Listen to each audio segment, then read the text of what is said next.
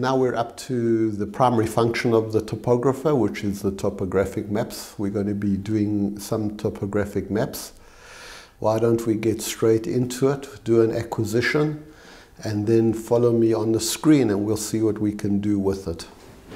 What I would appreciate is that these tests should be done without light. Okay, so now we have the patient in the headrest. We've made certain that the eye is in the correct position. Open your eyes wide, please. And what we're trying to do is we're trying to get that center dot in the middle of the crosshairs. And then we're going to move it slightly back. As soon as I see that the placido is slightly out of focus, I can stop. Okay, Liz, I want you to blink once or twice and then open wide as possible. Wide, wide, wide, wide, wide, wide, wide, wide. Great, just keep looking like that. Okay, and we're going to do it again. Like I said, 3 readings. Wide, wide, wide, wide, wide, wide. That's fantastic. Just keep it up, keep it up. That's great. Absolutely fantastic. And I've moved it slightly backwards, and we're going to do the same again. Keep it open, open, open, open, open. Great, great, great. Thank you. We now move to the other eye, and we're going to repeat the process. You'll notice on the screen that automatically 3 images have been saved. And we're going to do the same on this side. So here we're going slightly out of focus. Click once on the joystick and go forward. If we don't go back too far out of focus, then obviously the acquisition's much faster because we're not really moving much of the focus. Most of the problems that people have is that they tend to go out of focus too much. What we'll do now is we'll double click on this image and we're going to get the editing image. And we can see here that the rings, both sides of the rings have been very well caught, 24 rings. We can edit, editing the pupil, basically we've never had to do before. Editing the limbus also not, it's very accurate in the way that it detects the limbus and the pupil.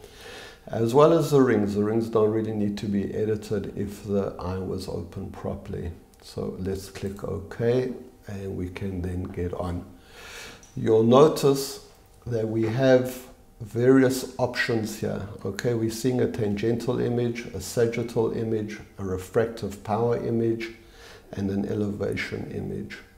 But we have a lot of options, so why don't we go straight to the options and have a look at what we've got.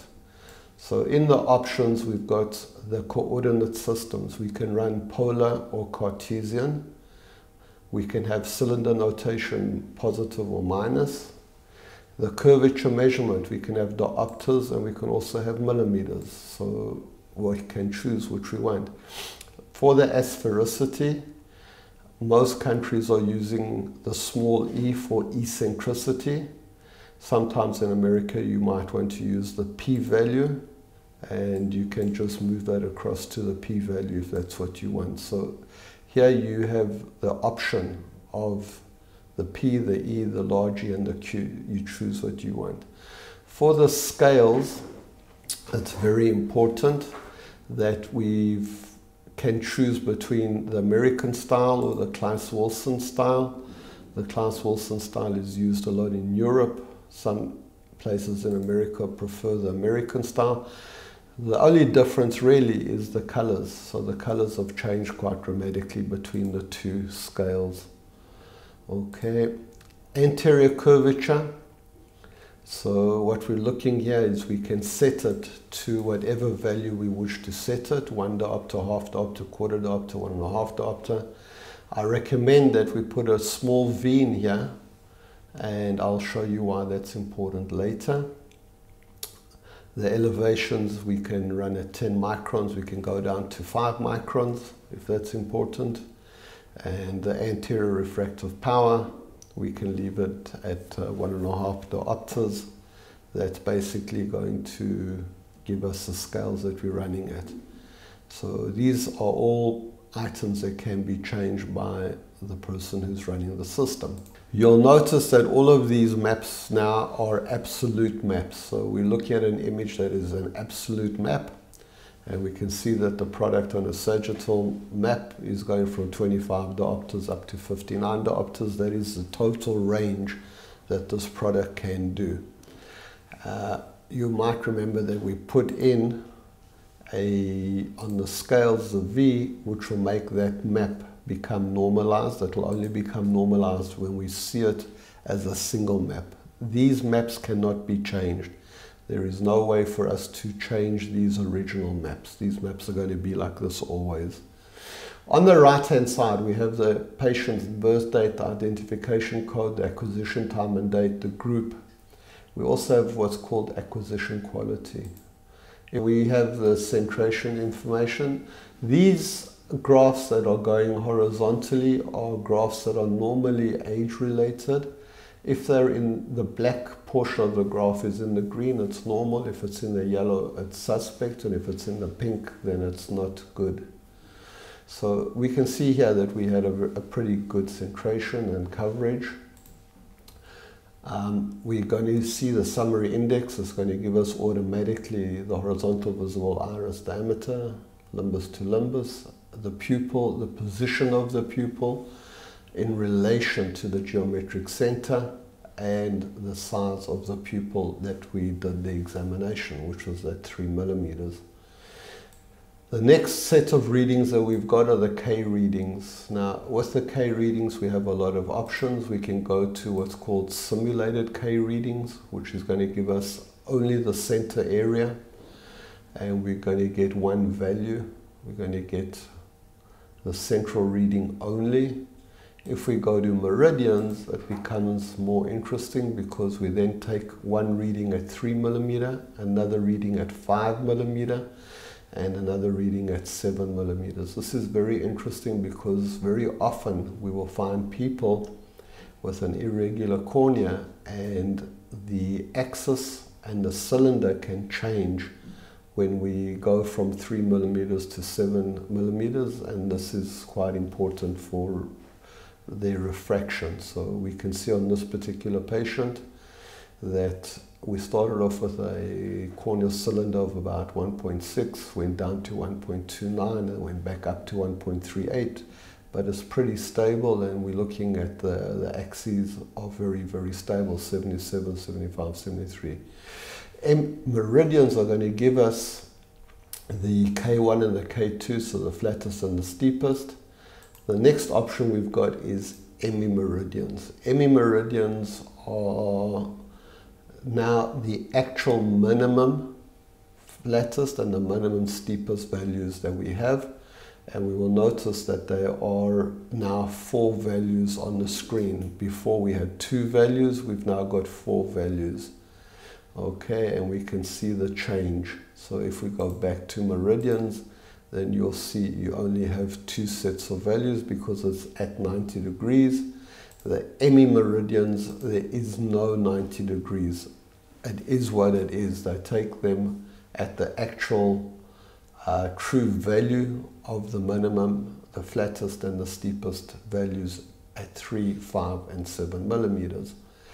We also have peripheral degrees, and peripheral degrees are shown as curvature and as sphericity. As sphericity, we're looking from 6 to 8 millimeters, nasally, temporal, inferior, superior, and the average. And what we're going to use this information for is mainly for if they're going to fit ortho K lenses, they might want to use that for the reverse geometry. Then we have shape indexes. Shape indexes, we can choose what diameter that we want to have as a reading, and we will get a single E value for that area. So we could change from, let's say, 3 millimeters and then have one here at 6 millimeters, and we can see the change in the E value. We can get a LSA, the longitudinal spherical aberration. It's giving us the E value and the LSA value. The irregularity of curvature we can see. and the surface asymmetry index. And we can see that the surface asymmetry index is slightly out from the normal. That's why we get this little triangle telling us as a warning. We've also got a automatic keratoconus screening, and this uses what they call artificial intelligence to work it out. We look at the symmetry index, the BCV, which is their formula that they are using to calculate if there is in fact an ectasia and if there is keratoconus. And here we have the radius best fit, and the class here is normal.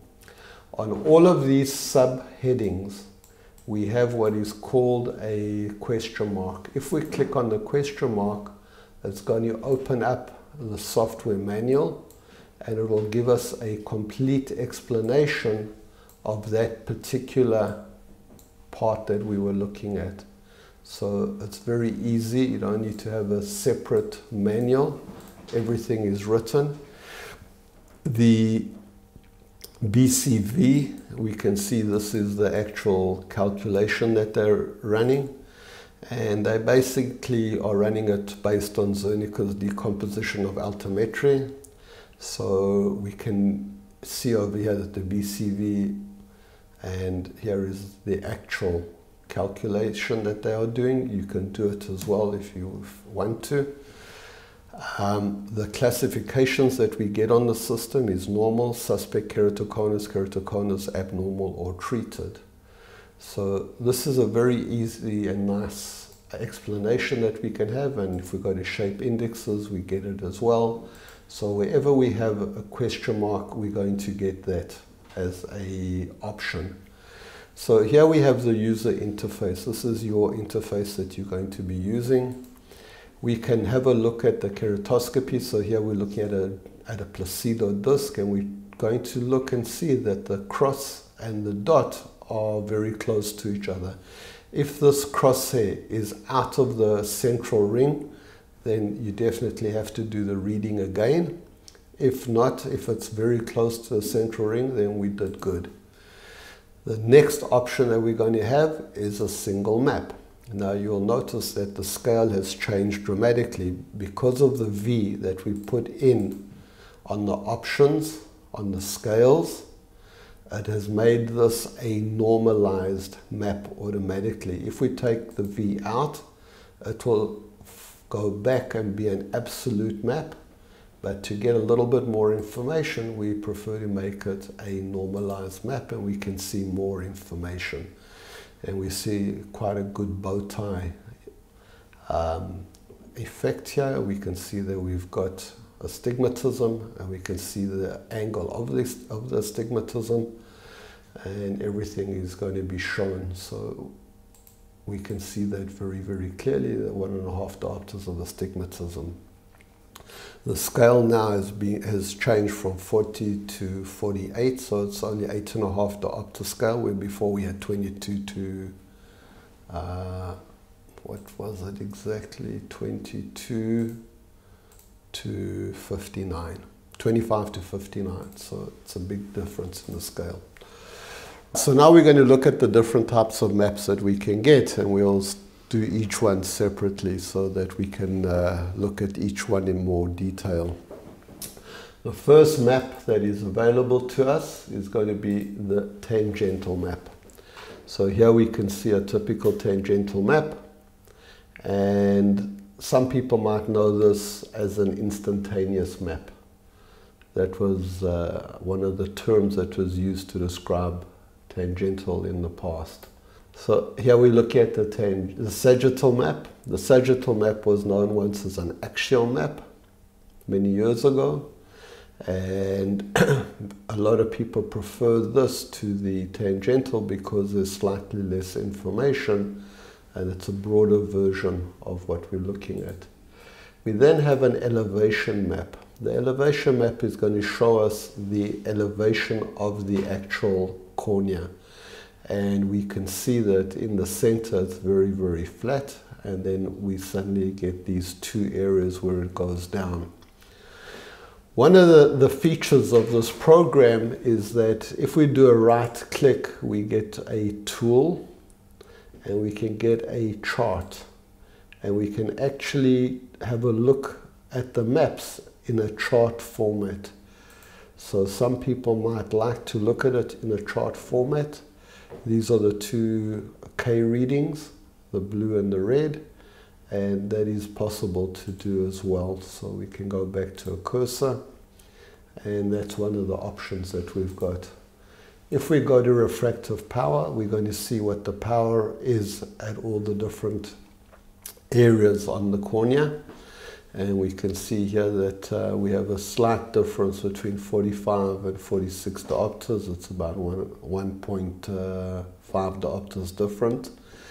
If we wanted to, we could actually choose another tool called the gradient tool, and we can click at the top, we can drag it to the bottom and then click again. We will see what the power was at the top, 4495 diopters, the power at the bottom, 4696, and we get a gradient of 0.48 diopters per millimeter. So this is quite interesting if we want to use it on a keratoconus patient. On a patient like this, there's no real value to be using it, but it's one of the features that we've got with the system. We then have a Gaussian curvature map. The Gaussian curvature map is used when we are going to look at a keratoconus patient. And what it does is it takes out the cylinder, and we're looking basically only at the spherical changes.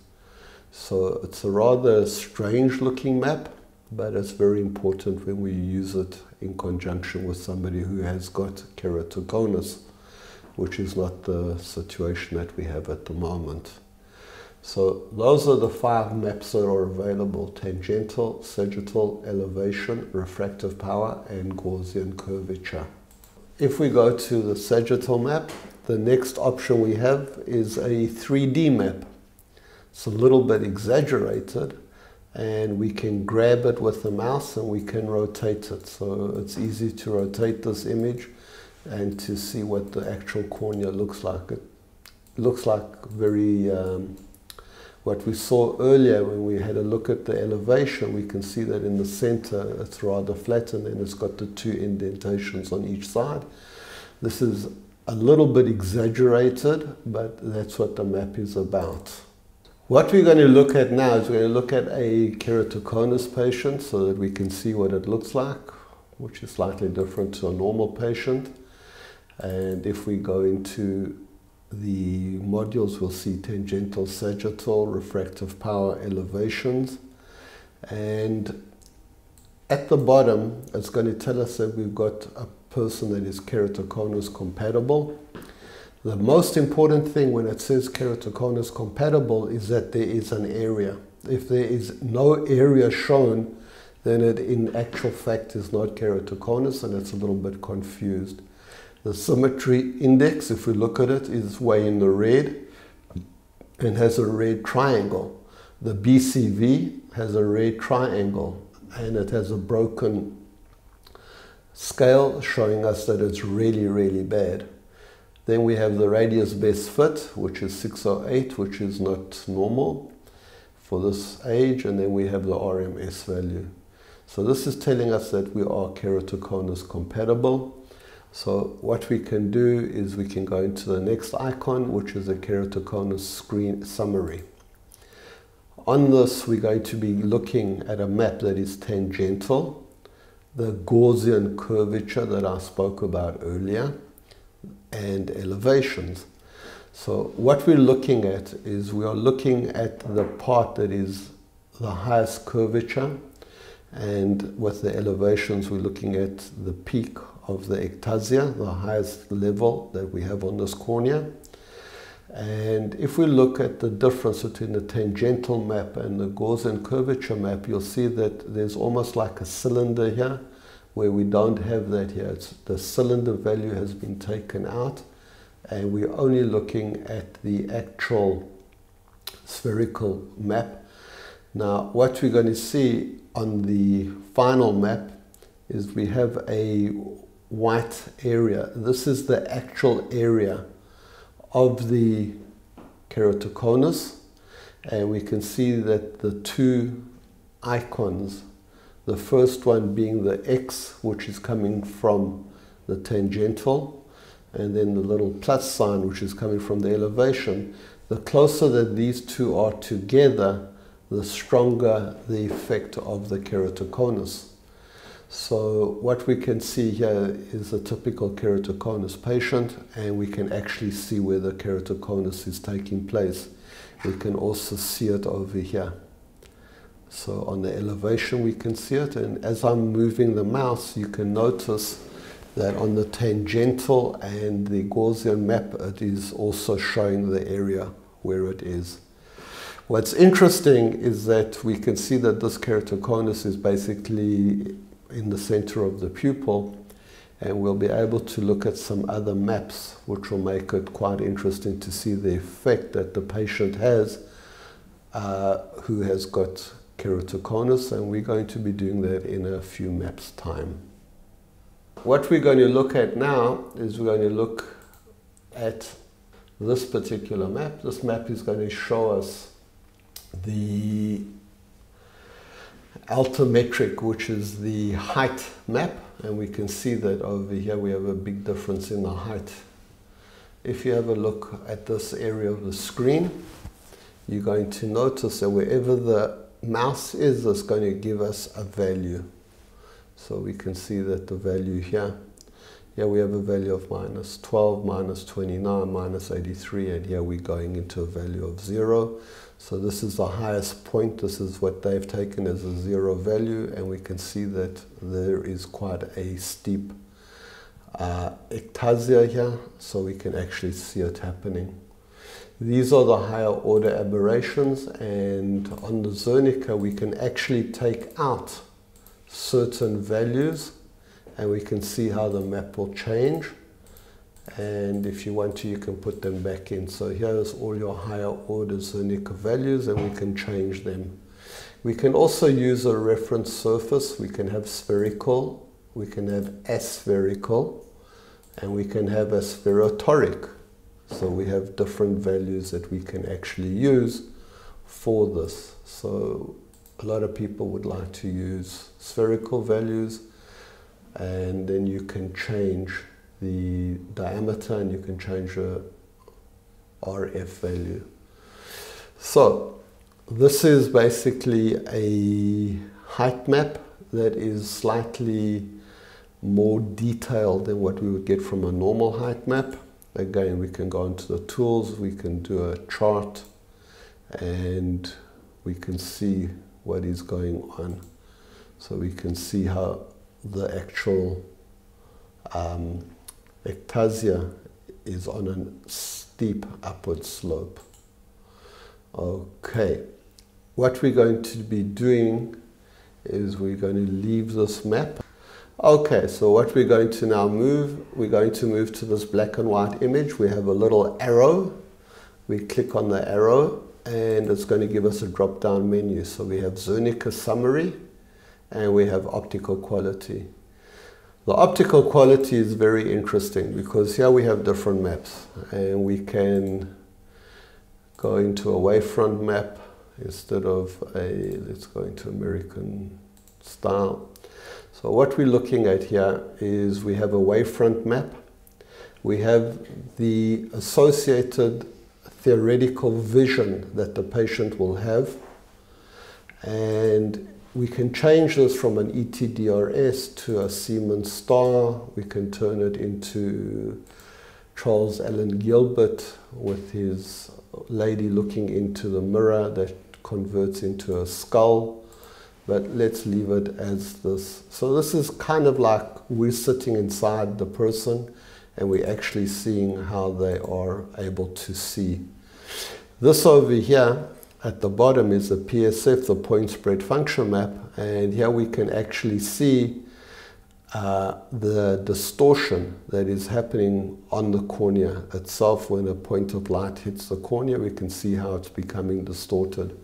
What's interesting is let's go to a very small pupil, a 2 millimeter pupil, and we'll see that we have here a very high cylindrical value being shown. The point spread function is not wonderful, and we can see that the patient's vision isn't good at all. Here is a theoretical prescription that theoretically what the patient would need. And again, we have astigmatism, defocus, all of the Zernica triangle information in front of us as well. What we can do now is we can say, that's great, this is how the patient sees theoretically through a 2 millimeter pupil. Let's see what happens at night with this patient through a 6 millimeter pupil. In other words, what we're doing now is we're measuring 6 millimeters of the cornea versus 2 millimeters that we had earlier, and we can see that the point spread function is far greater, the distortion is much worse, and of course his vision has changed dramatically. The MTF has also changed, but this kind of like gives us an idea to understand what's happening with the patient. The patient has halos, he's seeing stars, and all the good things that are happening because of the keratoconus with this patient. The keratoconus was really centered very much over the center of the pupil and has created this very low vision that the patient has got. This map over here is the MTF over frequency, and we can see that that's not normal at all. On the same icon, we can have a look at the Zernica summary. So when we look at the Zernica summary, we can see the astigmatism on the first map. We can see the comma, the spherical aberration, the residual aberration, the higher order aberration, and of course the wavefront. We can convert from wavefront to OPD, optical path, and it's going to basically flip it by 90 degrees. So the choice is yours how you want the representation. What's important here is, again, we can change it. This is through a very small pupil, a 2 millimeter pupil. It says so right here, and we can go through a 6 millimeter, and we can see the distortion is much, much worse. Here we can really see how the cylinder is. Here we can see the comma, how it is, the spherical aberration, the higher order aberration. So this is not a happy patient. Here in the right hand corner we have all Zernica values, and we can see that very few of them are in the green, most of them are in the yellow or the red. So here we have all the values laid out for us so we can see them very, very easily. This is a very nice map to look at. A lot of people use the optical quality summary to be able to understand what the patient is going through and to empathize with the patient. And it's a very easy way of understanding how the patient is actually seeing. What we'll look at now is this icon, which is the green icon. The green icon is basically the contact lens fitting. It actually asks us on this particular patient, do you want to use keratoconus lenses? Yes, we want to use keratoconus lenses. Select a manufacturer. Galifa's a manufacturer that manufactures keratoconus lenses. We have a list here of a lot of American companies, Arcadia, Escon, Bausch & Ciba Vision. So there's quite a range of lens manufacturers here with their product, but I know that Galifa manufactures for keratoconus, and it's given us a theoretical fluorescein pattern of what this lens will fit on the eye, and we can see how it's going to be fitting. We can change the diameter and see what happens, and we can change the base curve. So if we change the base curve a lot, we can see that's not going to do it. We go another direction, that's not going to do it, we're getting a good touch. So this is mainly going to be for people that are fitting contact lenses. It's going to be kind of like a free person to give you advice on what lens to first start with, and we can rotate it, and we can have a look at this graph in all different at all different angles, and get an idea of what lens we might want to start with. We also have an option with the hand tool to be able to move the lens. Now we cannot move it that it becomes red, because then it's out of the eye, but we can move it up and down, and we can see the effect that we will get with this lens if it moves.